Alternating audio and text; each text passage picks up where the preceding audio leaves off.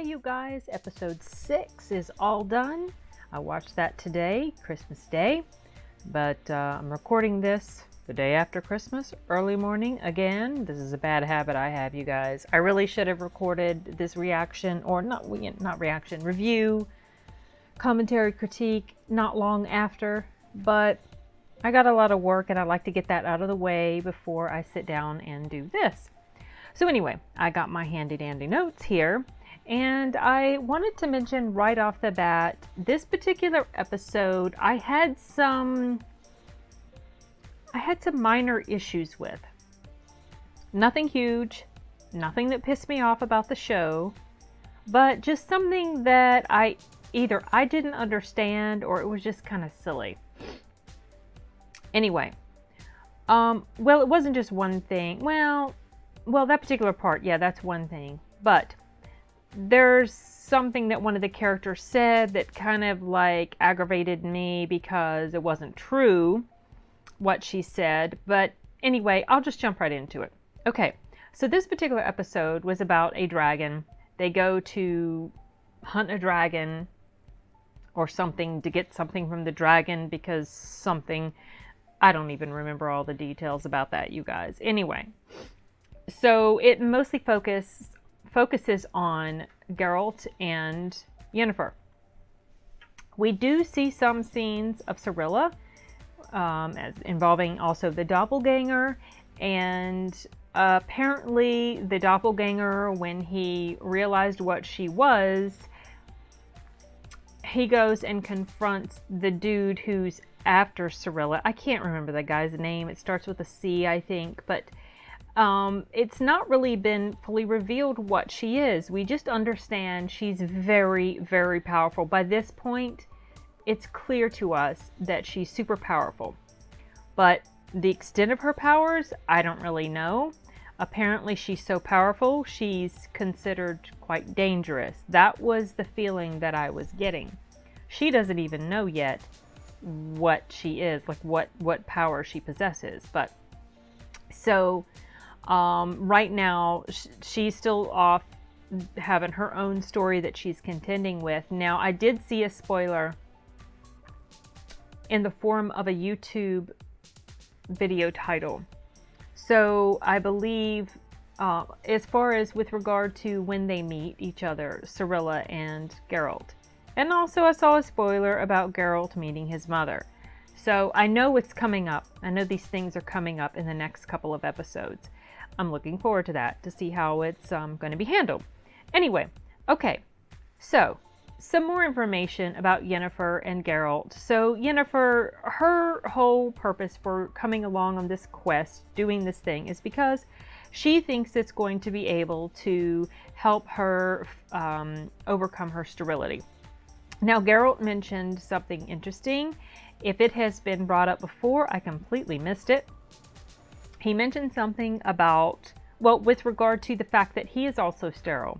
He said something like, you know, there's a reason that they make us sterile when they create us. It's because, well, basically because they don't want anything else bad to be, they don't want any product of this mutation to, you know, they don't want these mutants to be procreating, basically.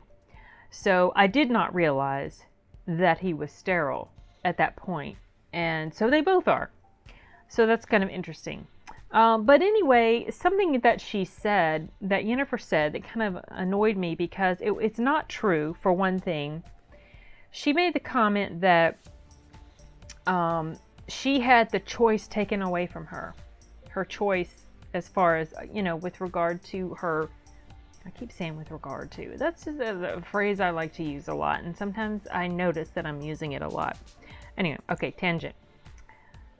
She was talking about choice in relation to the fact that she's sterile. She said that they took her choice away from her when they made her the way they did. But that's not true at all, you guys. She completely chose that. It was made clear to her before the procedure even happened that she was not going to be able to bear children as a result of this choice she was making It was not forced on her at all.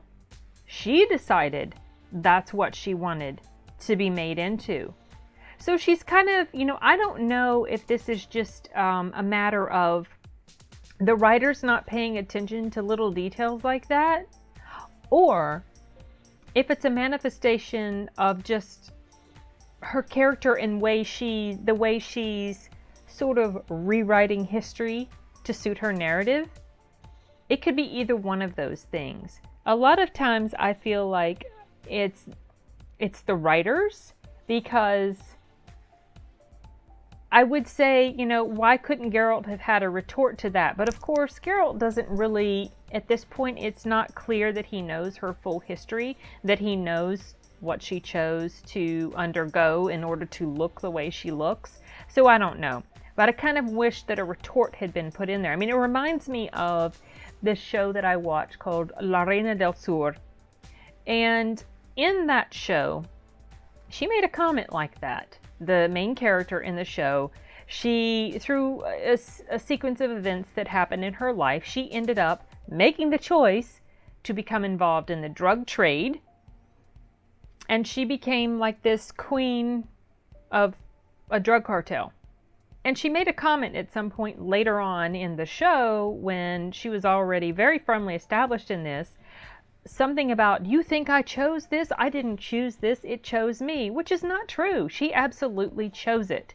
I mean, she wasn't a super bad guy or anything like that. You could tell it wasn't something that she necessarily really enjoyed doing or being, but she absolutely chose to do what she did. So it kind of aggravates me when characters, throw off this responsibility for their own actions and try to blame everything else but themselves. Now, that could just be, that's their character. A lot of times we as human beings do that. We want to try to sort of minimize our own responsibility in our own decisions in life. And, maybe it's a bit of that, but most of the time when this happens, I get the feeling that it's just more the writing. That, if you're going to have some realistic and balanced aspect to this whole thing, it would be really awesome if there's some other character there to rebut that claim. No, you chose this. Nobody made you do this and this and this. Anyway, okay, I digress. That's just me getting on my soapbox. But, so what else? Oh yeah, okay, so this is the thing that was kind of silly to me, you guys. And I don't know if I just wasn't understanding, if I was missing something, if there was a point to this, or if it was just ridiculous. There's a scene when they're in this cave area, the dragon's there, the dragon's dead mate is there on the ground, and these, what were they called? Shoot. I can't remember the name of this group of people. It starts with an R. I want to say Reapers, or Reavers, or something. Anyway, it's a group of people, kind of, baddies, whatever. And they come in the cave, so there's this big sword fight that happens. It was before this scene where she's stabbing the dude in the throat. They're fighting in the cave, and the swords are flying, and the blood and all this stuff. And at one point in that scene, Yennefer runs up to Geralt and she says something. I can't remember what she says, but she grabs hold of him and they kind of whip around and some sort of magic thingy happens. Maybe it's like a wind burst or gust or something that throws the bad people away. But when they did that, when she grabbed him, yelled whatever, they kind of spun around a little. They did this kiss thing right in the middle of the battle. Well, that was just kind of silly, you guys. Was there a point to that? Is there something I'm missing, with regard to their powers? Was them doing this lip lock something that enabled them to cast some sort of spell together or something? Because you know what that reminded me of when I saw that, and I was just like, oh, it actually, I literally did have to roll my eyes because I was just like, no, that's not working for me. What it reminded me of was that ridiculous scene in Pirates of the Caribbean, however you say it.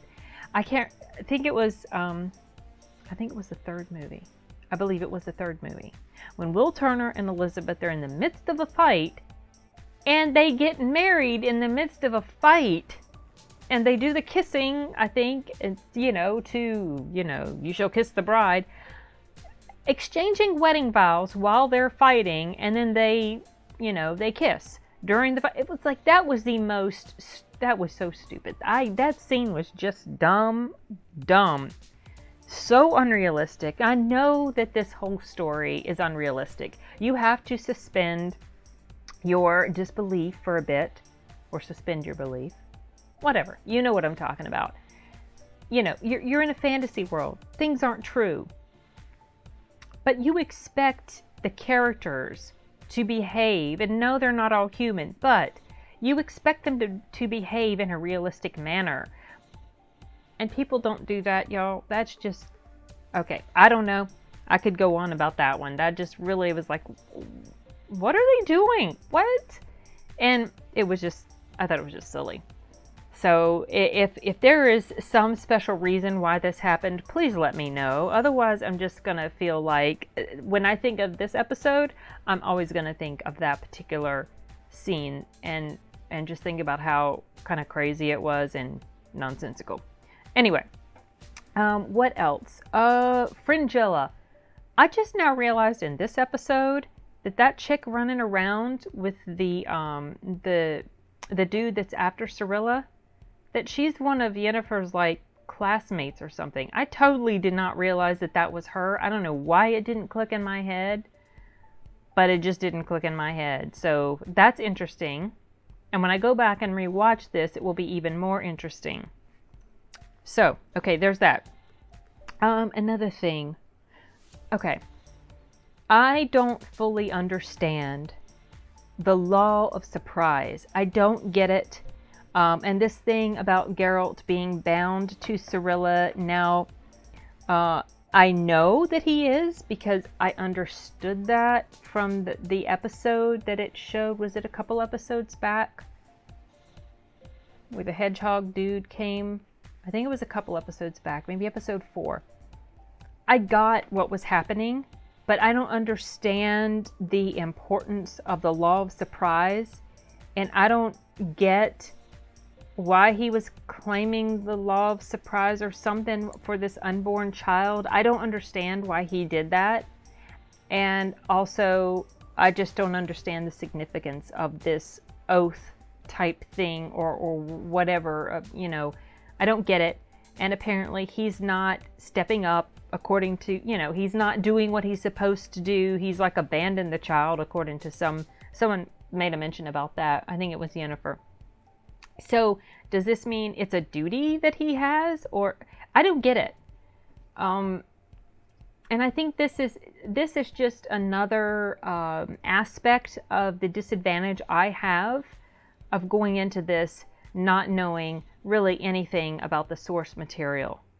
And I'm starting to sort of, rethink that decision that I made, because there's a lot of stuff that happens in here, little details like that don't make much sense to me.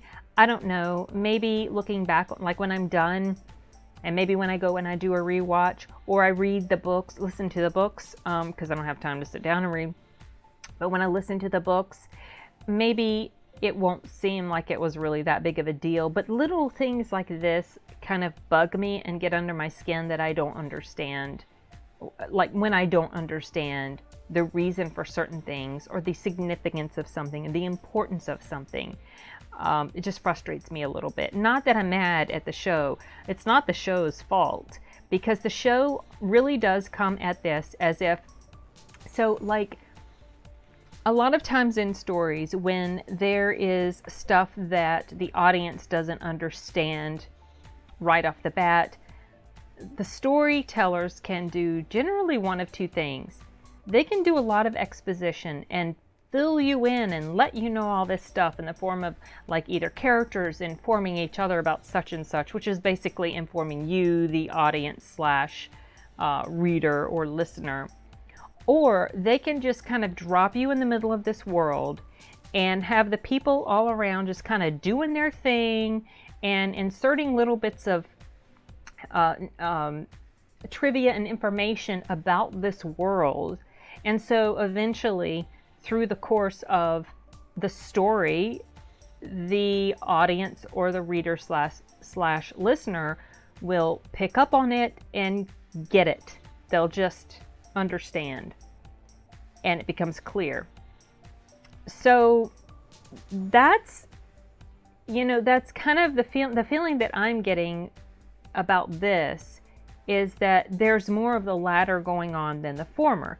Now, the downside to the former happening, where they're basically just dumping a crap ton of information on you in the form of exposition or characters telling you stuff about these things and why this is important and this and this and this, is it's kind of like you're treating the audience like they're an imbecile, like they're too stupid to get this.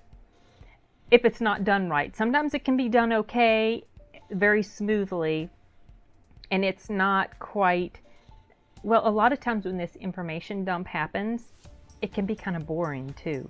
It's a turnoff for a lot of people. So that's the downside to that. But the downside to the other is that sometimes it's a bit confusing to piece together all this stuff when you're just dropped into the middle of it. And that's what I'm going through right now with this show, is there's just a lot I'm confused by. I am following the main theme of what's going on, but these little particular detail-y stuff that I'm not quite grasping, it's getting under my skin a little bit, but that's more just me, and it's not really the show's fault. So there's that. And I have brought this up before in one of my other videos, but it's becoming more and more obvious to me as I continue to watch this. And I have a feeling the last 2 episodes, there's only 2 more. The last 2 episodes, it will continue to be very apparent to me. So in that regard, oh my gosh, I did it again. Lord. Well, regard. I said in that regard, not with regard to. But anyway, so this is why these little things that I'm dealing with really makes me feel like I wish this season was fleshed out more and that there was more material that they gave us. I read recently, today or yesterday, that this is quite expensive. It's about $10 million an episode they're spending, and there's 8 episodes, so it's like $80 million probably plus to make this entire season. Now it's very successful, it's doing well, which is good for Netflix. But maybe that's why they didn't do more episodes. They just didn't want to, dump a lot of cash on this. Maybe they weren't sure it was going to be successful. But I really do feel like, okay, I'm gonna compare this to Game of Thrones again, you guys. Game of Thrones, while it had a horrible, ridiculous end, so bad that it has tainted the entire show for me now. That first season, you're coming into this world, but the writing in that first season was absolutely magnificent, and they feel like you got a very firm understanding of the world, little details, little important things, backstory type stuff. I never really had too much trouble following the flow, and well, not necessarily following the flow. I'm not having trouble following the flow now that I get the whole timeline thing and the jumping around, but I never really had too much trouble understanding the mechanics of their world, the details, all of that stuff. And I think it was because it was about a 10 episode show. I think it was 10 episodes. Yeah, it was 10 episodes. And each episode was about an hour, around there. But I think it was because they had more time to expand it out and just get into more detail about things, so you didn't feel like you were having to piece all this stuff together. Plus, the way it was written, The time flowed pretty well. You were aware of the passage of time.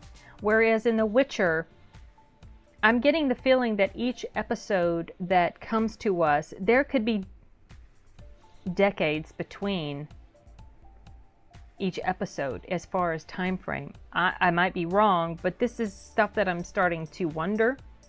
So in this episode, Yennefer and Geralt, they haven't seen each other for a while, and then they meet up again. So how long has it been? I don't know. But, you know, I'm feeling like these are kind of little jarring things that you're like, oh wow, it's been a while. And I think it's just because it feels like the show is going a tad faster than feels natural or completely comfortable. So that, in my opinion, is the main downside of season 1 so far.